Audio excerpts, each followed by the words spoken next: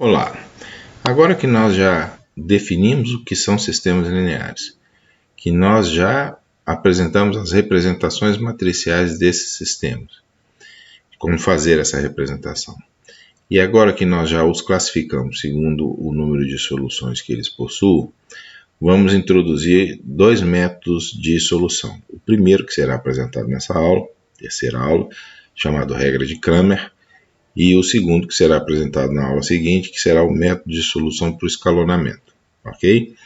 Então vamos lá apresentar e demonstrar a regra de Cramer, porque ela é muito importante. Então a regra de Cramer diz o seguinte: dado um sistema como esse, nós estamos pensando agora em a matriz dos coeficientes como sendo a matriz n por n, tá certo? Multiplicado por um vetor x1 por n, né? Tá? Na verdade, n por 1, né? Uma linha, n linhas de uma coluna. Isso tem que ser igual a uma matriz B, que também é n por 1. Tá certo? Então, esse é o nosso sistema. E o que a regra de Cramer diz é o seguinte: que dado esse sistema no formato AX igual a B, como nós apresentamos ali, se o determinante de A for diferente de zero, isso é absolutamente crucial, esse determinante tem que ser, porque A tem que ser inversível, tá? Então, se o determinante for diferente de zero, o sistema admite uma única solução, e essa solução é dada para cada variável xi, ela será igual ao determinante da matriz AI. Quem é a matriz AI? Vou colocar aqui, pelo determinante da matriz A. A matriz AI nada mais é que a matriz A em que você substitui os elementos da coluna I. Então aqui tem várias colunas. Você vai repetindo as colunas da matriz A, mas quando você chega na coluna I, ao invés de escrever os elementos da matriz A, você escreve os elementos B. Então fica B1, B2, B3, até Bn. Então é assim que você constrói a matriz I. Então, se você constrói a matriz AI dessa maneira, construída a partir do A, né? O determinante dessa matriz que você construiu, dividido pelo determinante da matriz A, que é a chamada determinante principal, ele é a solução associada à variável xi. Agora, esse resultado não tem nada de óbvio, né? Por que é isso, né? E isso tem que ser demonstrado. Então, é o que nós vamos fazer no próximo slide. Então, vamos lá para a demonstração da regra de Cramer. Então, vamos lá. Então, nós temos a questão da unicidade. Nós dissemos que essa solução é única. E essa parte é mais fácil de demonstrar, porque vamos supor que nós temos duas soluções. Então, vejam que x0 é um vetor do tipo... e colocar assim, y1, y2 até yn, que são as soluções, né? As n soluções. x1 é um vetor do tipo z1, z2 até zn, e x1 e x0, em princípio, não são iguais, tá? Então isso quebraria a unicidade, mas eles certamente, por serem soluções, eles satisfazem as duas equações dessa maneira. Mas como os dois são iguais a B, eles têm que ser iguais um ao outro. Então, como o A tem inversa, pressuposto que o A tem inversa, eu posso multiplicar por A menos 1 dos dois lados aqui, fica A menos 1AX0 igual a menos 1AX1. A menos 1 vezes A nós já sabemos que é a identidade. A identidade vezes um vetor qualquer é o próprio vetor. Então, x1 igual a x0. Então, não tem jeito. Se você tem mais de uma solução, elas são idênticas. Isso é a mesma coisa que dizer que há unicidade. Agora nós precisamos de mostrar a fórmula de Cramer, né? Então nós mostramos que é única a solução, mas nós precisamos mostrar a forma de solução de Cramer. Então nós vamos começar do nosso sistema. Então nós tínhamos um sistema do tipo AX igual a B. Nós já multiplicamos esse sistema pelo o A menos 1, então isso aqui ficou A menos 1 vezes B, que é o que está apresentado ali, e isso Então, permite que nós escrevamos a nossa variável x como sendo, lembre-se do que é o A-1, né? Esse resultado aqui é simplesmente o A-1, nós já mostramos isso quando estudávamos os determinantes, tá? Então, é a matriz dos cofatores, a matriz, na verdade, adjunta, né? Primeiramente, a matriz adjunta. Essa matriz adjunta ela é construída a partir da matriz dos cofatores, fazendo a transposição da matriz dos cofatores, tá? Então, eu escrevi simplesmente o A-1 da forma como está apresentado ali.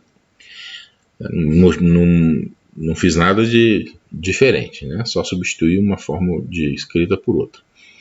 Então, eu agora posso representar isso aqui da seguinte forma. Eu pego a componente I desse vetor, né? Então, a componente I desse vetor é a componente I dessa multiplicação, que é dada justamente por esse produto que aqui está já escrito na forma de uma soma, tá bom? Então, agora eu preciso saber que soma é essa. Mas vejam só, essa soma que aí está, ela vamos pensar no I igual a 1, tá? Pensar nesse I igual a 1 só como exemplo. Então, eu estou pegando a coluna 1 da minha matriz, A, e eu estou multiplicando os cofatores associados às outras matrizes multiplicado pelo B. Então, é a mesma coisa de eu ter substituído essa coluna aqui pelo B1, B2, B3 até o Bn. Por quê? Porque aí eu pego o B1, multiplico pelo cofator associado. B2 pelo cofator associado. B3 pelo cofator associado, sempre pensando na coluna 1. Então, isso é exatamente o que eu teria se eu tivesse a matriz A. E nós já vimos em aula passada que o determinante dessa matriz é exatamente representado por essa expressão que aqui está. Então, em função dessas considerações, nós sabemos que a solução, que nós já mostramos que tem que ser única, vai ser o determinante da matriz A construída da maneira como nós especificamos, dividido pelo determinante de A. Ok? Então, isso encerra a demonstração da regra de Cramer. Vamos pegar aqui um caso geral. Nós temos aqui uma equação desse tipo. A matriz principal desse sistema ela é dada por 1, 2, 1. Esse sistema que aqui está, né? A segunda equação é 1 menos 1, 2. A terceira equação é 6, 2 menos 3. Então, essa é a matriz principal, que nós chamaríamos de A. O determinante de A, ele pode ser facilmente calculado, ele vai ser 3, né, daqui, mais 4 vezes 6, 24, mais 2, mais 6, mais 4, menos 4, perdão, desse caso aqui, e mais 6. Então, nós temos aqui esse 6 com 24 dá 30, com mais 5 daqui, dentro, 3 mais 2, 35, 35 mais 6, 41, menos 4, 37 é o determinante da matriz principal, que é exatamente o resultado que está aqui embaixo. Nós vamos fazer só mais um caso, que seria o equivalente ao x, tá? Então, o que eu faço para obter o x? Eu construo a matriz substituindo a coluna relacionada à variável x, que é essa daqui, pelos termos do independência. Então, aqui fica 16, 10, 2, e aqui continua normalmente. 2 menos 1, 2, 1, 2, menos 3. Então, essa aqui seria a matriz A1. Então, esse resultado é 3 vezes 6, 48, mais 2 vezes 2 vezes 2, 8, mais 20, que é esse aqui, né?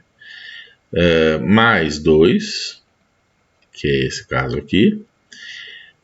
2 vezes 2, 4 vezes 16, 64, então é menos 64, né? Porque esse aqui está negativo. E 10 vezes 2, 20, vezes menos 3, menos 60, mas como está no negativo, mais 60. Então corta esse aqui com esse, dá menos 4. Esse menos 4 aqui com esse dá 4, com esse aqui dá 6. 48 com 20 dá 68, com 6 dá 74.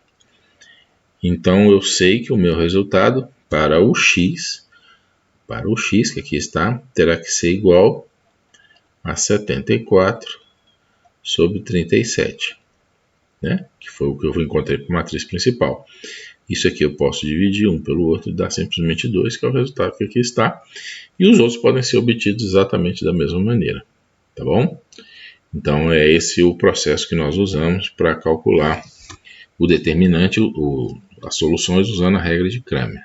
Note que nós tivemos que fazer vários determinantes, né? Veja que aqui tem determinante do mx, que seria o A1, determinante do my, que seria o determinante do A2. Então a gente está tendo que calcular muitos determinantes, isso pode ser muito custoso do ponto de vista da calculacional, né? Do ponto de vista do esforço que a gente tem que fazer para chegar no resultado. Isso vai ser importante porque isso vai garantir que o método que nós vamos estudar na próxima aula seja mais adequado, que é o método chamado de escalonamento. Mas o método de Cramer ele tem também sua importância e no caso de matrizes pequenas ele é interessante, tá bom? Então tá certo, era isso que nós queríamos apresentar. Obrigado por assistir.